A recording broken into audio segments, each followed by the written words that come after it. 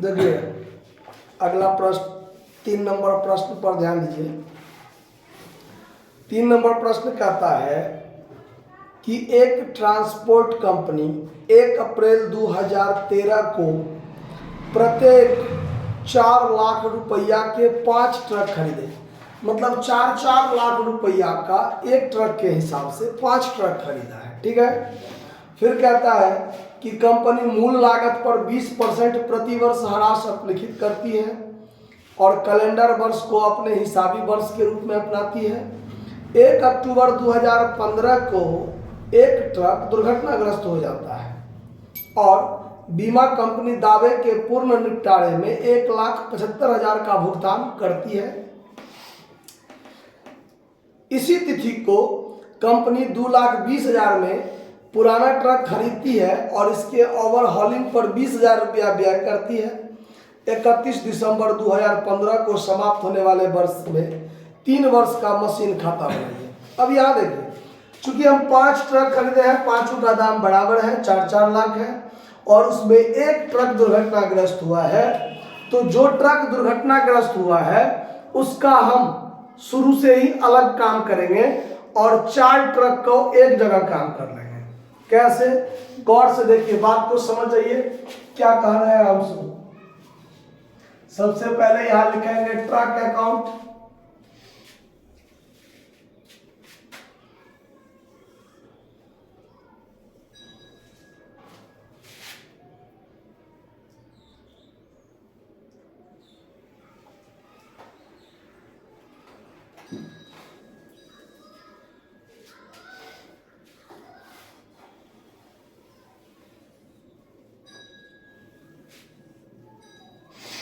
Debit credit. Date particular amount समझ जाइएगा, आप लोग लिख लीजिएगा। 2013 अप्रैल 1 को खरीदे हैं तो टू बैंक अकाउंट या कैश भी लिख सकते हैं। टू बैंक अकाउंट 5 ट्रक है। कितने ट्रक हैं? 5 ट्रक।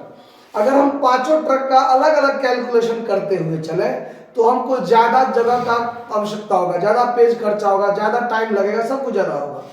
तो इसको अच्छा करते हैं कि ट्रक 1 को 4 लाख रुपया अलग लिख लेते हैं और ट्रक 2 से लेकर के ट्रक 5 तक 4 चौक 16 लाख रुपया अलग कर लेते हैं।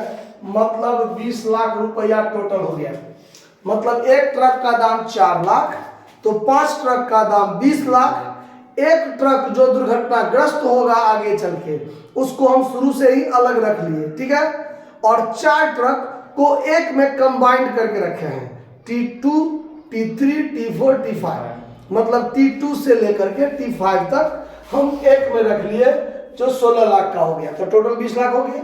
क्लियर बात? अब आगे कहता है कि वर्ष जो है वो कैलेंडर वर्ष अपनाती है, हिसाबी वर्ष।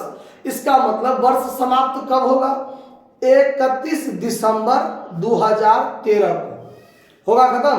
तो 31 दिसंबर 2013 को ही, तो 2013 दिसंबर 31 को हम क्या लगाएंगे?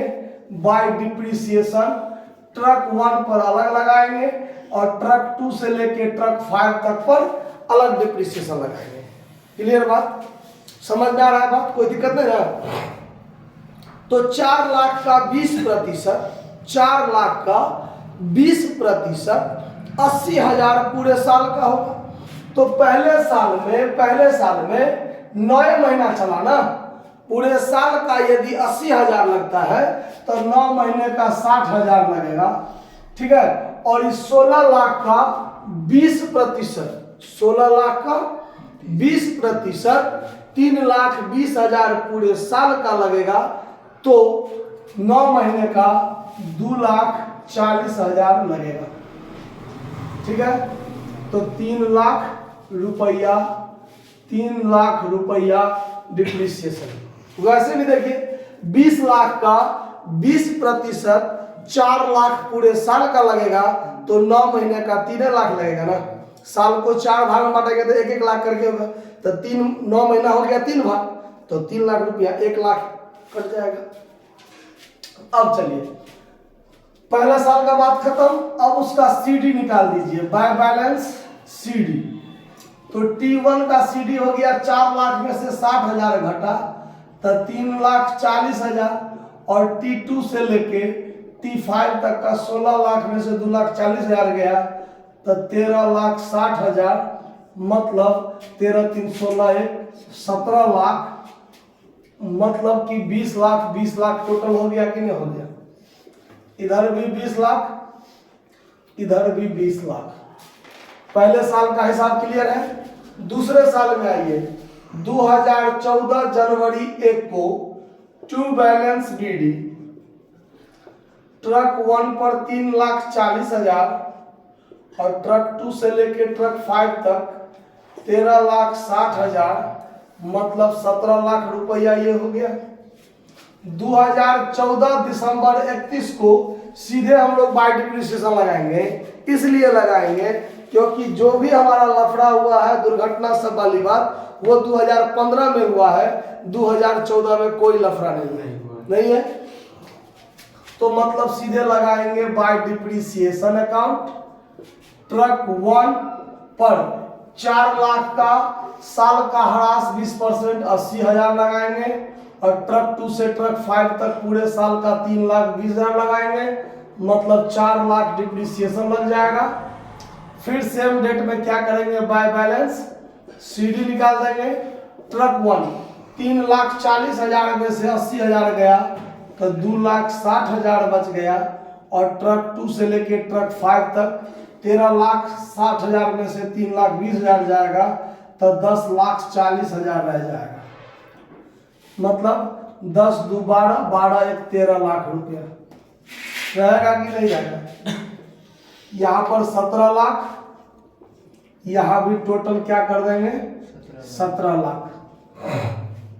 अब चलेंगे 2015 में जनवरी 1 को टू बैलेंस बीडी, ट्रक 1 का दाम 2,60,000 और ट्रक 2 से लेके ट्रक 5 तक का दाम 10,40,000, मिलाकर 13 लाख। बात खत्म। अब 2015 में माथापेची क्या हुआ, तो 1 अक्टूबर 2015 को एक ट्रक दुर्घटनाग्रस्त हो गया। तो एक ट्रक हम शुरू से ही T1 रखे हैं अलग अलग करके, आया बात समझ में, तो उसको अलग अलग करके रखे हैं। तो 2015 में अक्टूबर 1 को सबसे पहले दुर्घटना होने से पहले 9 महीना हम यूज तो किए हैं ना, 9 महीना यूज किए तब ना दुर्घटना हुआ, तो 9 महीना का पहले ह्रास लगा देंगे। तो पूरे साल का ये अस्थाई किस्त विधि से ह्रास है। तो ये जो 4 लाख दाम है, इसी पर न सालाना ह्रास लगता आया है शुरू से ही। तो 4 लाख का 20% पूरे साल का कितना ह्रास होता है 80,000। तो यहाँ भी 9 महीना यूज हुआ, तो 9 महीना का ह्रास कितना होगा 60,000 लगा दिए। अब देखिए ट्रक 1 का यदि हम ध्यान दें तो 2,60,000 दाम था, 9 महीना यूज किए तो इस पर हम डिप्रिसिएशन 60,000 काटे, तो 60,000 घटा दीजिए। अब उसका दाम कितना रह गया। अब ये ट्रक जब इसका दाम 2 लाख रह गया, तब ये दुर्घटनाग्रस्त हो गया। और जब ये दुर्घटनाग्रस्त हो गया,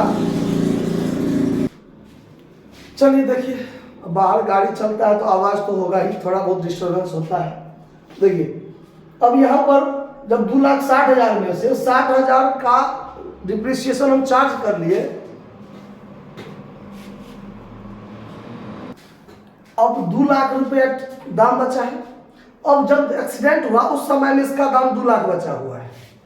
अब जब ये एक्सीडेंट कर गया तो इंश्योरेंस कंपनी ने हमको by bank account from insurance company लिख दीजिए, फ्रॉम इंश्योरेंस कंपनी हमको 1,75,000 दे दिया। 2 लाख का एक्सीडेंट हुआ और उसमें से इंश्योरेंस कंपनी हमको 1,75,000 दे दिया, तब 25,000 रुपया का हमको क्या लग गया, लॉस लग गया ना। तो सेम डेट में बाय पीएल अकाउंट लॉस लिख सकते हैं 25,000, लॉस ऑन एक्सीडेंट 25,000 आप लिख सकते हैं। तो बाय पीएल अकाउंट भी लिख सकते हैं, बाय लॉस ऑन एक्सीडेंट भी लिख सकते हैं, बाद में पीएल में ट्रांसफर होगा, लेकिन हम एक के बार में लिख दिए बाय पीएल अकाउंट 25,000। कोई दिक्कत? बात समझ में आ गया? ट्रक 1 क्या हो गया? समाप्त हो गया, बेकार हो गया, वो चला गया। अब उसी तारीख को यानी अक्टूबर 1 को ही एक अलग मशीन, एक नया मशीन, देख लीजिए, नया मशीन नहीं है, हमारे लिए नया है लेकिन वो मशीन पुराना ही है, जिसका दाम है 2,40,000 में खरीदा है और उसके ओवरहॉलिंग पर 20,000 रुपया किया, तो अब इसका दाम 2,40,000 हो गया ना। अब यहाँ टू बैंक अकाउंट ट्रक 6 लिख दिए, T6, T5 तक तो इसी में आ गया, T5 तक तो इसी में क्लियर है। अब T6 कर दिए कितना? 2,40,000, यानी 2,20,000 आप प्लस 20,000 ओवरहॉलिंग पर, तो अब इसका दाम 2,40,000 हो गया ना। अब हम क्या करेंगे, तो दिसंबर 31 को ध्यान दीजिए, दिसंबर 31 को बाय डिप्रिसिएशन अकाउंट लगाएंगे, जिसमें T2 से लेकर T5 तक और T6 पर डिप्रिसिएशन लगाएंगे। तो T2 से लेकर T5 तक पूरे साल का डिप्रिसिएशन, क्योंकि 1 जनवरी से 31 दिसंबर तक नहीं यूज हुआ है, तो पूरे साल का डिप्रिसिएशन हम कितना लगाते आए हैं? 16 लाख का 20%, 3,20,000 पूरे साल का, यही होगा ना। तो चूंकि मूल लागत विधि पर है तो वही लगेगा 3,20,000 और ये 2,40,000, तो 2,40,000 का 20%, 2,40,000 का 20% कितना ह्रास हो जाएगा? 48,000। 48,000 होगा पूरे साल का ह्रास, का 3 महीना का ह्रास कितना होगा? 12,000। कितना होगा? 12,000। तो इस पर ह्रास हो गया 12,000, मतलब 3,20,000 और 12 मिलाकर 3 लाख कितना? 32,000। अब सेम डेट में हम क्या करेंगे? बाय बैलेंस CD निकाल देंगे, जिसमें T2 से लेकर T5 तक और T6 तक का दाम क्या होगा वो आपको निकाल लेना है। अब देखिए 10,40,000 में से 3,20,000 गया, तो 7,20,000 इसका दाम बचा है और 2,40,000 में से 12,000 गया तो 2,28,000 इसका दाम बचा है, तो 9,48,000 दाम बचा है ना टोटल।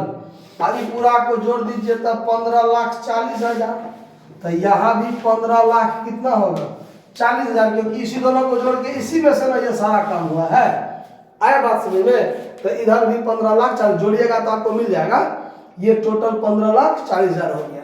बात समझ में आया? आंसर मिल गया ना? ठीक है, नोट कर लीजिए। धन्यवाद।